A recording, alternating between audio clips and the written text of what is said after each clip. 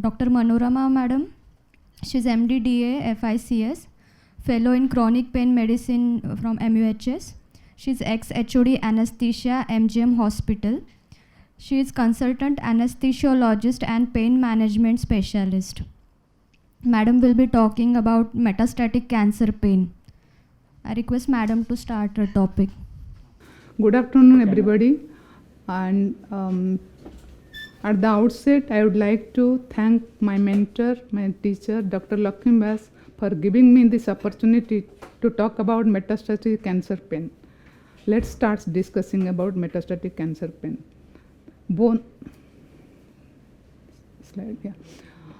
As you all know, bone pain is one of the most common type of metastatic cancer pain, and the most common type of metastasis for bone arises from multiple myeloma as well as cancer of the breast, prostate, lungs, thyroid, kidneys and ovaries. The skeletal system is the third most common site for cancer metastasis, only surpassed by liver and lungs.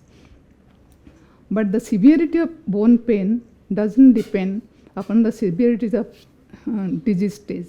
So whenever you are treating a patient, the individualized treatment is necessary because the pain may be very severe and disease may be in very early stage and vice versa. They will change or I have to change my okay. This is the ISP class definition. Pain is an unpleasant sensory and emotional experience associated with actual or potential tissue damage or described in terms of such damage. This emotional factor plays a big role in cancer pain. Coming to the incidence, how many patients get the pain? Approximately 2/3 of the individuals with metastatic cancer experience pain, out of which 50% of them complain of moderate to severe pain.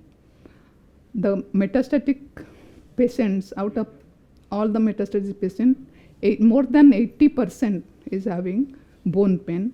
So I'll be discussing about bone pain in detail. What type of pain does the cancer patient, metastatic cancer patient feel? It may be acute, it may be chronic, it may be neuropathic, it may be nociceptive, or it can be breakthrough pain. What is breakthrough pain? It is defined as recurrent, it is otherwise called episodic pain. It is recurrent episodes of extreme pain breaking through the regimen advised to treat a background pain. Usually it starts as a dull chronic pain. So how many patients feel the pain? The most common type of metastasis is skeletal system, and 60 to 80% of advanced disease bearers experience varying degree of pain.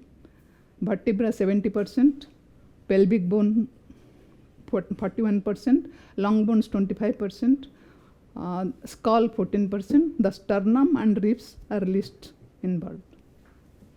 Now coming to what is the mechanism of metastasis. There are 4 stages. First of all, tumor cells separate from primary tumor and enter the vascular system.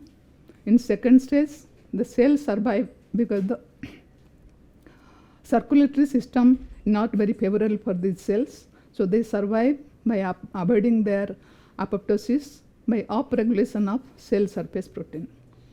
In stage 3, they travel to distant spaces, and by increased integrin expression, they stick to those distant places, and in bone mates, they stick to bone marrow. They don't start dividing immediately, they wait for a favorable condition, and after that they divide and cause bone damage. What is the etiology of metastatic bone pain? Metastatic bone pain is a complex originating by inflammatory as well as neuropathic pathways. Both inflammatory cells and tumor cells secrete various pain mediating chemicals that activate sensory nerve endings which is present in bone.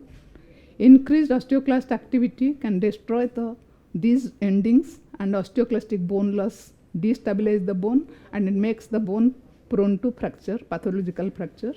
Bone distension or nerve damage can cause constant pain.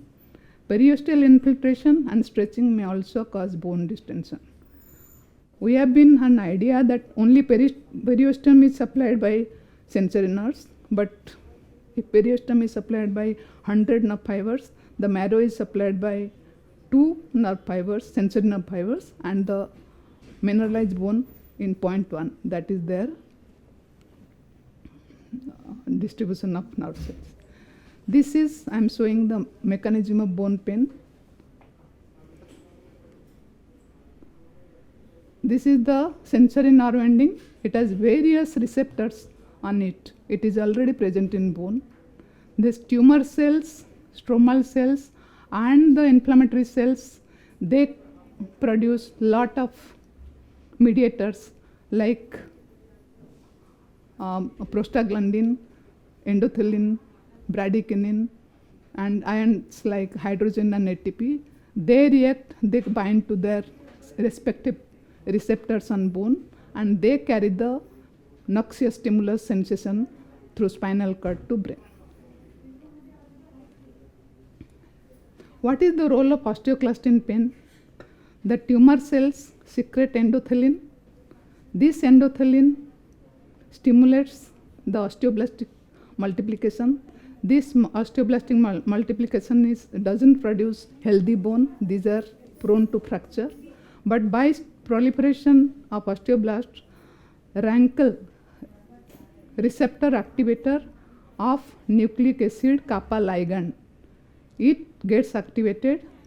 It activates the rank. Rank is there on the surface of the osteoclast. So it binds to rank and stimulates the proliferation of osteoclasts. It also causes maturation of osteoclasts. So these osteoclasts cause bone resorption.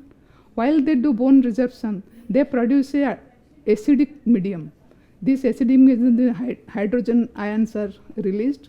This hydrogen ion gets attached to TRPV1 receptor and acid sensing channel 3, by which the sensory neurons carry the noxious stimuli sensation to the brain, and pain is perceived by the patient. So to summarize, osteoclast activity creates acidic environment by releasing TNF alpha, cytokines and proteins.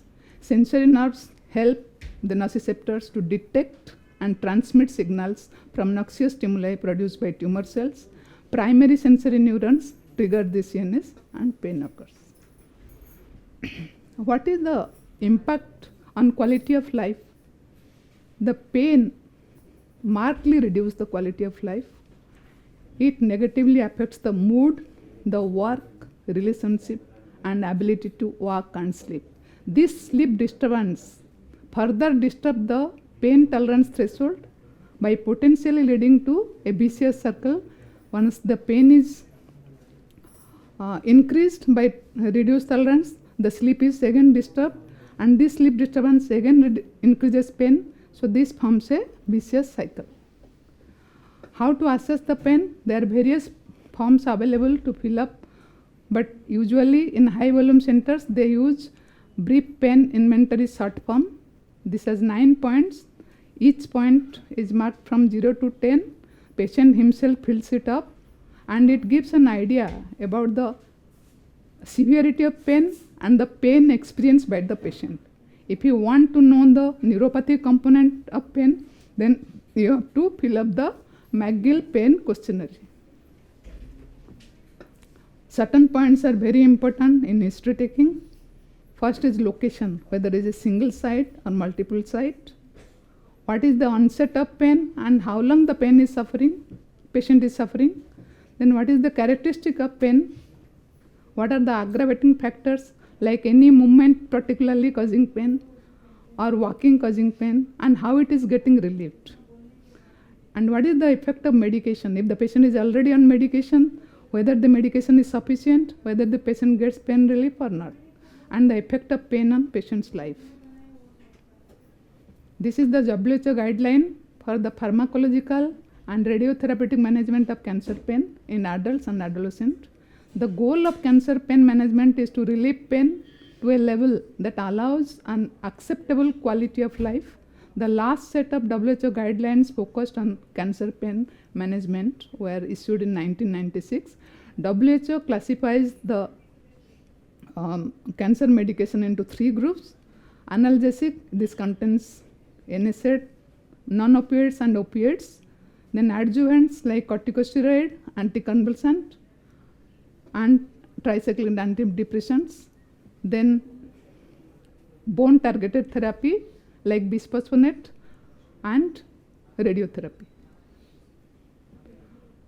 Cancer treatment is cancer has multifactorial pain. That's why multimodal treatment should be given. What is the goal of treatment? Achieve optimal pain relief, improve the quality of life, and prevent further pain progression. The multimodal treatment also can be divided like causal treatment and analgesic treatment.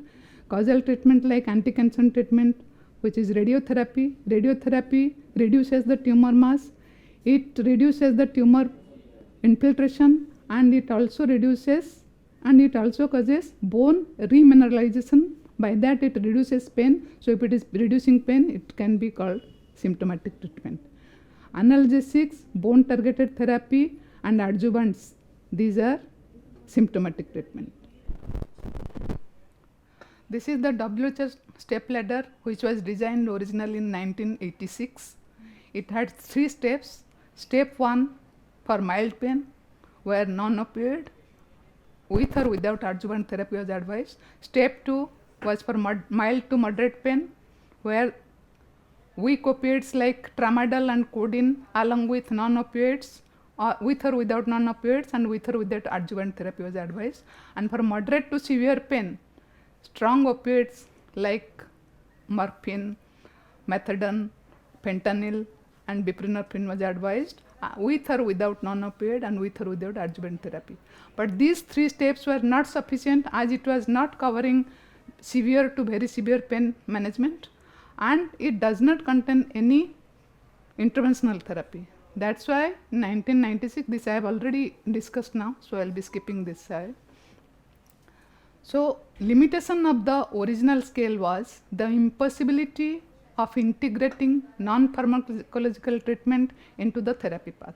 As a consequence, a 4th step was added to the ladder, which encompasses interventional and minimally invasive procedures such as epidural analgesia, intrathecal administration of analgesic and local anesthetic drugs with or without pump, neurosurgical procedures, neuromodulation strategies, nerve blocks, ablative procedures, cementoplasty, and palliative radiotherapy. I will be coming to medical management one by one. NSAIDs, they are anti-inflammatory. There is lots of COX activity going on inside the bone. So they inhibit the COX and they reduce the pain. They have a lot of systemic side effects like renal toxicity, cardiac toxicity, blood dyscrasia, and gastritis. Besides this, their effects are also limited due to short duration of action and lack of long-lasting effect. Opioids are the mainstay in cancer therapy, especially in Western countries. The effectivity of opioid mainly depend on the mu receptor saturation, and the major side effects of opioid drugs are physiological dependence, tolerance, addiction, sedation, constipation, nausea, vomiting, respiratory depression. These things limit their further use application. There are certain experimental studies for invention of newer drugs are going on. Astrocytes has been studied in spinal cord. They undergo physiological and morphological changes in cancer patients. It increased release of pro-inflammatory and pro-nociceptive cytokines are found, and thalidomide suppresses their action. That's why it reduces pain. All these tests have been done in rodents. Alteration in sphingolipid metabolism in seen following tumor implantation. Sphingolipid is a potent inflammatory metabolite. By blocking sphingolipid action, the pain is reduced. Similarly, connexin, glutamate and interleukin 6 has been studied. What are the new developments in CA prostate? To mention a few, 2 drugs have been recently introduced for metastatic castration resistant prostate cancer. One is enzalutamide and the other one is abiraterone. Now coming to the bone targeted therapies, bisphosphonates are used widely. There are so many molecules of bisphosphonate like ibandronate, alendronate, pamidronate and zoledronate.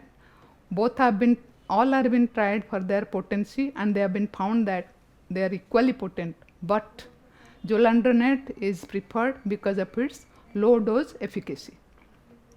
The downside of bisphosphonate therapy is it causes osteonecrosis of jaw, deranged renal function. So, while giving long term therapy for metastatic patients, we have to time do a dental checkup and do renal function test. But when to start this drug and when to stop? There have been a lot of studies and it has been found that this drug has to be started as soon as bone mets are diagnosed, but diagnosis sometimes become late, but still whenever the mets are diagnosed, this drug should be started and continued for 3 to 5 years, watching for the side effects. Usually if the drug is given 2 years, in many studies they have found that it doesn't have much side effects. Now I will show you what are the other function, what is the function of bisphosphonates. Here you can see it has a direct apoptotic action on the osteoclast. It also prevents its maturation and proliferation. It reduces angiogenesis, thereby reduces the tumor side. It reduces inflammation, thereby it improves the microsurrounding of the bone. It inhibits mineralization of bone, because I cannot see here, that's the very small letters. And all these effects are favorable for bone growth. What is the dosage of bisphosphonate? For zoledronic acid, intravenous 4 mg delivered over no less than 15 minutes for every 12 weeks or every 3 to 4 weeks, depending upon the patient's condition and clinician's decision. Pamidronate intravenously 90 mg is used, delivered over no less than 2 hours every 3 to 4 weeks. Another bone targeting substance, denosumab, I will be coming next. Denosumab is a human monoclonal synthetic antibody. It binds with rankle to prevent osteoclast activation and proliferation and thus prevent bone resorption. The drawback is again jaw necrosis. Here you can see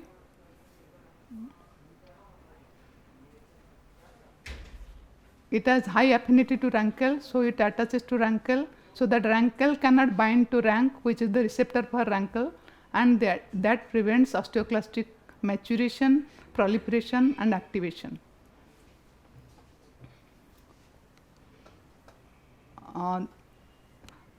Because the major side effect is jaw necrosis, it has to be time to time the patient has to undergo dental checkup. Denosumab is already recommended by WHO for use. Another monoclonal antibody is tanezumab. It is a humanized anti-nerve growth factor monoclonal antibody. It prevents nerve growth factor from binding to TRK receptor and inhibits the pathological sprouting and formation of new nerve fibers network. Usually what happens, this tumor cells secrete nerve growth factor that gets bound to TRK receptor, and after binding to TRK receptor, it has neurotropic action. It causes sprouting of nerve fibers. This sprouting 10 to 70% increases in the number of nerve fibers, and this also forms neuromas. This also forms abnormal connection between the sympathetic and sensory nerves, so which causes breakthrough pain. So by giving tanezumab, it is found that it reduces breakthrough pain. Here you can see this tanezumab, which is getting attached to nerve growth factor, and it prevents the attachment of nerve growth factor to the TRK receptor, so reducing the nerve growth. Now coming to adjuvant analgesics, corticosteroids are anti-inflammatory. It reduces the pretumoral edema and nociception and decreases the electrical activity at damaged peripheral neurons. It is prescribed for as short a period as possible, but this is totally dependent on the clinician. Usually dexamethasone is used because dexamethasone has least mineral corticoid activity, it causes least water retention. The doses of dexamethasone ranges from 8 mg per day to 100 mg per day, and how long to use it has to be decided by the physician treating, and it is tapered over 2 weeks. Next adjuvant is tricyclic antidepressant. These are antidepressant action that helps in advanced cancer patients. Use is limited due to unwanted effects like drowsiness, constipation, urinary retention, dry mouth, orthostatic hypotension, liver function impairment, and coma. Especially if you are using tricyclic antidepressant along with opioid, you have to be very careful about the doses, because both of them have almost similar side effects and it may cause untoward events. The other drugs used for adjuvant therapy are SSRI and SNRIs. Venlafaxine and duloxetine have found to be efficacious for treating neuropathic pain. It has positive effect on mood and sleep. What are the adverse effects? Immunosuppression, hypertension, gastric ulcer, and psychosis. Anticonvulsants like pregabalin and gabapentin are used regularly for the metastatic bone pain. They are good for neuropathic pain. They act on alpha to delta subunit of a calcium channel, minimizes the central sensitization, and reduces pain behavior. There are certain growth factors have been recently used for pain relief. Osteoprotogerin is a TNF receptor. It is a negative regulator of bone dissolving cell. It inhibits bone destruction by binding with and opposing rankle, and thus augment the apoptosis of osteoclast.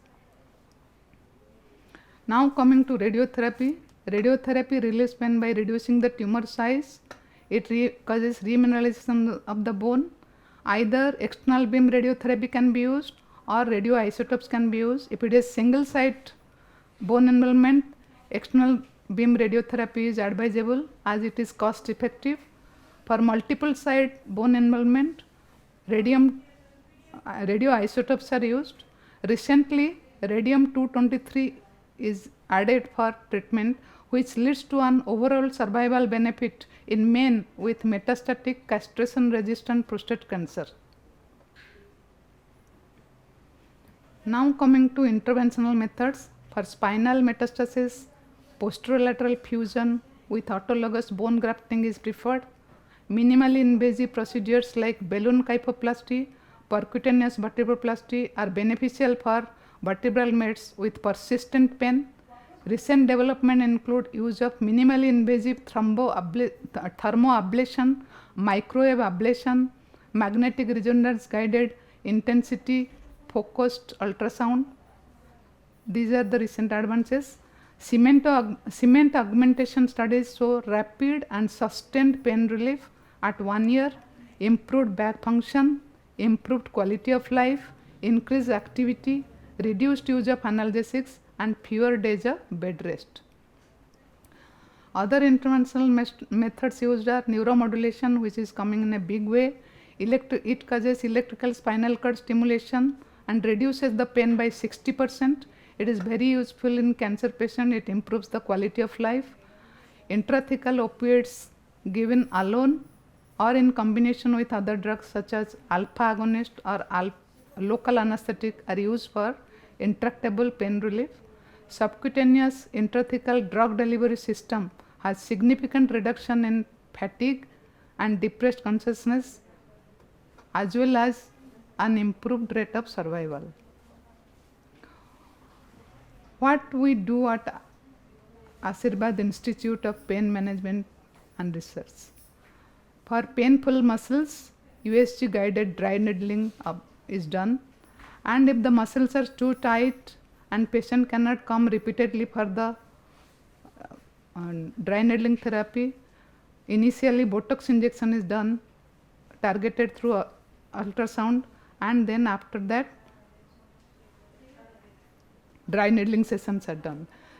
Initial Botox injection reduces the sittings of dry needling, and after working in Ashirvad, I could see so many difficult pain conditions like pelvic pain disease, pelvic pain syndrome, this trigeminal neuralgia and CRPS, which are otherwise very challenging cases, getting treated by dry needling, and they are successfully treated. Now to conclude, metastatic bone pain has a marked negative impact on patients' quality of life, and despite numerous therapy options, remains undertreated. Cancer-induced bone pain is multifactorial, so different multimodal strategies for different disease stages and pain mechanisms should be applied to achieve optimal pain relief and quality of life. All interventions should be individualized and directed at relieving pain, improving the quality of life and functioning of the patient, and whenever possible, prolonging survival. Even though we have a multitude of options for this purpose, we are still far from pain-free outcome. The future prospect of metastatic pain management are still wide open to further enhance the pain satisfaction, decrease psychological impact, and improve the overall quality of life of the patient. These are the references, and thank you very much for your patient listening. See, the question I asked Manorama is, what she showed about rankle and rank, the proliferation of abnormal osteoblasts and reduction of osteoclasts and the usefulness of bisphosphonates, everything made lot of sense. But in this context, and also her conclusive slide was, there is still a lot to be done about the pain management in bone cancer. Yes. But what we see in Ashirvad is quite the reverse. Yes. We see very good quality of life after this Botox or dry needling. Yes. And where is the connection between all these explained metabolic features and the muscle? There is some connection somewhere. Right. Maybe it is the periosteal inflammation, maybe like the synovium and the muscles. There might be a connection between the periosteum and the muscles. I don't know. No. See, madam, what I feel, because according to Hilton law, this might be one of the reason, because the bone is affected, the muscles are affected, the nerve supply is same, and you give dry needling, this muscles get relief, and we get the result. Yeah. No. What I mean to say here is, there is a definite connection between metastatic cancer pains and the pain relief. Whether the metastasis is in the skull and then the pain comes in the temporalis muscle or in the fronto-occipital membrane. Yes. And you put a few needles in these areas and the pain is gone. Yeah. This is not once, twice, we see it routinely. So there has to be some connection which has not been worked out. I believe it is what she said, like Hilton's law. There must be some law connecting periosteal irritation. And as she said, the nerve supply to the periosteum is, if it is 100, it is 2 in the bone marrow, and the 0.5. 0.1. 0.1 In in the the mineralized bone. mineralized bone. Yeah. So, which means it has to be the periosteum which is communicating with the muscles. Yes. And the results, time and again, we have seen that you do dry needling of the muscles. In the spinal mets, if you do paravertebral muscles, the pain is history. And this is not once, twice, and the pain relief is total. It's not 20%, 30% like that. To the extent they go down on their opioid dose also. Yes. So these are, I think, we need to look into this as to why. That the pain relief is there is no question. But why is what we have to Yeah. work out. Anything about endorphin release, madam? Because No. See, if it is endorphin release, the relief should go away, because endorphin does not stay in your blood. See, it is the MTRPs which are released, and that's why you get lasting relief. But why do you get MTRPs at all with a bone met? Why are we getting it? That is the question. Yeah. Other questions may be asked to Manorama. One question from Vasudha Jadhav, madam. Any specific indication of Botox? See, indication for Botox is when someone comes in very severe pain and they want a quick relief. Obviously, everybody wants a quick relief, but not everybody can afford Botox. But those who can afford, those who are in severe pain, we can cut down the number of dry needling sessions by giving Botox. And one very important thing is, when they come in very severe pain, the muscles are very, very tender. Putting needles into these muscles is not really kind. And this is not a category of patient where we can give GA and do it. Whereas, if we give Botox once, the muscles become so supple and so comfortable that the needling sessions become very easy for them. So that is the reason why we put Botox in these patients. how much the Botox dose, madam? The dose is something which has to be worked out Yes. according to the kind of which muscles are involved, and it is practically in my head, I can say, rather than written down. So it's a very small dose. It is like, for a big muscle like spinalis, I may give 5 units or 7.5 units. I may give another 5 units in the longissimus, another 5 units in the another 3 units in the iliocostalis. It is usually a thin strip. Then I may give a little more in the multifidus. So it is very difficult for me to tell you the doses. But suffice it to say, it's a very small dose.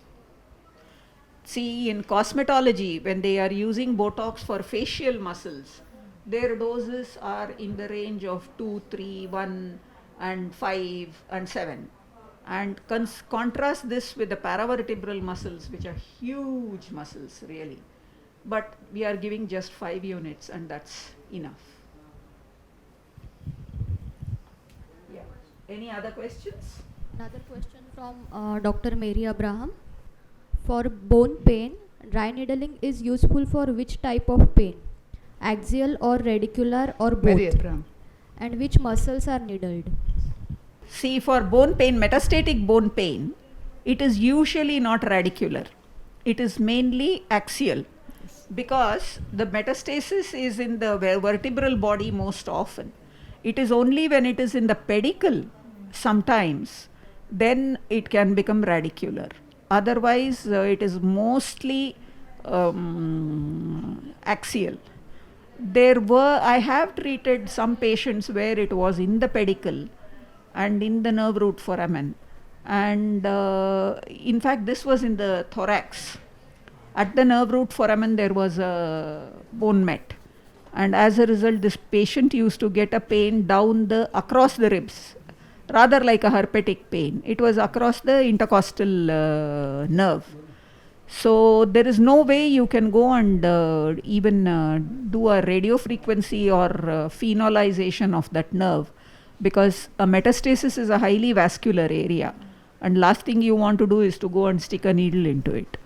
So for this patient, I did Botox of the intercostal muscles and the back muscles, and this patient managed very well. The metastasis continues to be there. It is not that it is not there. And it is probably as virulent as ever, but it has no voice to speak. If you consider pain as a scream by the metastasis, I have taken away the capability to scream. The metastasis is still there. So it's more, it is definitely a palliative procedure. And what happens, one more thing I wanted to mention was, when you give radiotherapy to these patients, they worsen initially. For the first 3-4 days or even a week or two, they worsen, their pains become worse. And especially in vertebral metastasis, and if it is near the nerve root, they may become paralyzed as well. They just cannot get up, and I've had patients who have come to my clinic on a stretcher, and so in these patients, I have had to do a continuous epidural just to suppress their pain. They are in such severe pain. And then after that do needling. But then after a week or two, the radiation effects come on and the metastasis starts withering. And at that time, they recover. And when you do dry needling, they start walking and all. I have the video, maybe in the same presentation. If I can get it out, I'll show it to you. A patient who was carried into my clinic is walking with the help of his son. One more question from Vasudha Jadhav, madam. For inguinodynia, genitofemoral, ilioinguinal, iliohypogastric neuralgia, can DN be done? Which muscles to consider? When they are getting Renuka on, here is a question. Somebody is asking me, in metastatic cancer pain, how long?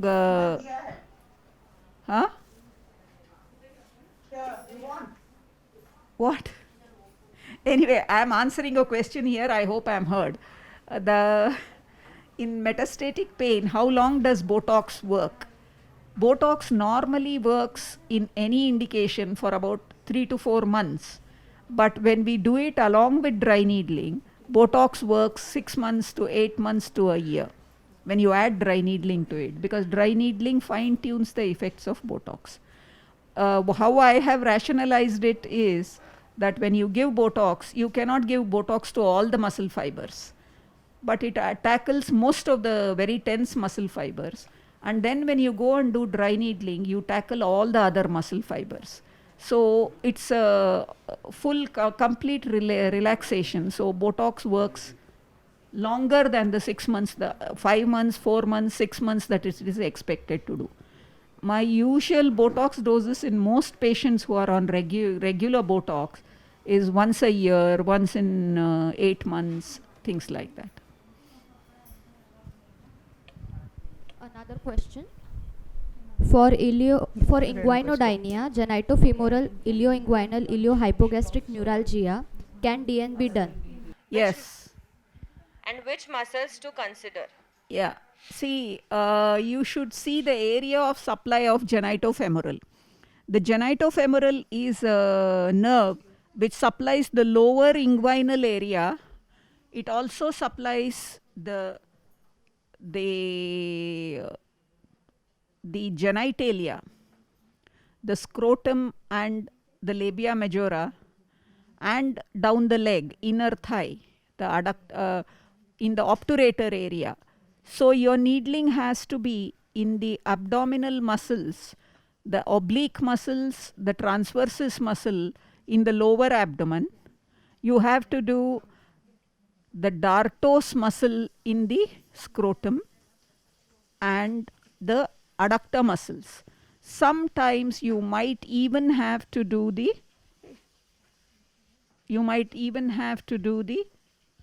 sartorius.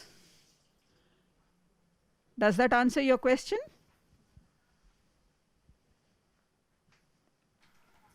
And many times in these neuralgias, genitofemoral neuralgia or severe neuropathy, it is preferable to start with pulsed radio frequency of the genitofemoral nerve. The genitofemoral is a very elusive nerve, and you have to go and first trace it and then do the PRF and then only start the needling. Ma'am, Dr. Vasudha is also asking, for post-surgery scar pain, can dry needling be done? For post-surgery? Scar. Oh yes, post-surgical scar pain, definitely dry needling works. Not only does it work for pain, it also reduces the proliferation of the scar. One of our observations is most of the time the keloid-like appearance of some of the scars comes down, and even the non-keloid scars become very soft, supple, and the pigmentation goes away. So this is actually one area of research. If any of you is very friendly with a plastic surgeon, ask them to refer keloids to you and do needling of the keloids. I believe it will work very well. Scars definitely improve.